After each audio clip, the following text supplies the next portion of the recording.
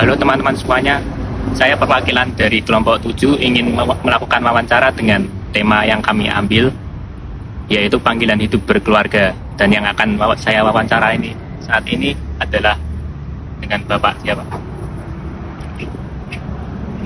Perkenalkan, nama lengkap saya Yusra Tulang, biasa disapa atau panggilan akrabnya Erik. Usia 26 tahun, saya sudah menikah selama setahun. Untuk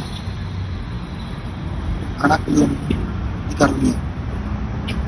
Baik, terima kasih Bapak Erik. Bisa saya mulai dengan pertanyaan yang pertama. Bagaimana Anda menjalani panggilan hidup berkeluarga dalam kehidupan sehari-hari? Saya melihat panggilan ini bukan sekedar bagaimana kita jatuh cinta dengan seseorang, tapi kita membangun kasih bersama orang yang kita cintai. Terima kasih. Saya lanjutkan untuk pertanyaan yang kedua. Apa bentuk sederhana dari panggilan itu yang Anda lakukan di rumah? Bentuk sederhana yang menjadi panggilan hidup berkeluarga itu menurut saya, setiap hari, setiap bangun pagi kita selalu berdoa bersama, setiap sebelum makan kita selalu berdoa bersama, melakukan setiap hal itu secara bersama dalam kasih Tuhan Yesus. Baik, saya lanjutkan pertanyaan yang ketiga. Bagaimana Anda menciptakan suasana kasih dalam keluarga? Saya menciptakan suasana kasih dalam keluarga itu, saya lebih banyak memberi perhatian kepada istri, kepada orang tua, lebih banyak memperingati bersama pasangan, dan lebih banyak melakukan hal-hal positif setiap hari. Terima kasih atas jawabannya. Saya lanjutkan untuk pertanyaan yang keempat. Apa tantangan utama dalam menjalankan panggilan berkeluarga? Tantangan utama dalam hidup berkeluarga itu yang paling besar menurut saya itu kadang ekonomi keluarga, apalagi dengan usia yang masih muda terus sudah berusaha untuk berkeluarga itu, tambah penghasilannya yang tidak menentu, kadang banyak jatuh bangun. Terima kasih atas jawabannya. Saya lanjutkan untuk pertanyaan yang kelima. Bagaimana Anda mengatasi konflik dalam keluarga Anda? Saat konflik terjadi itu biasanya kita lakukan musyawarah bersama atau berbincang bersama dengan terus mencari hal yang mana yang harus diperbaiki dan tidak saling menyalahkan satu sama lain, tidak menyalahkan siapa yang salah dan siapa yang benar. Baik, saya lanjutkan untuk pertanyaan yang keenam.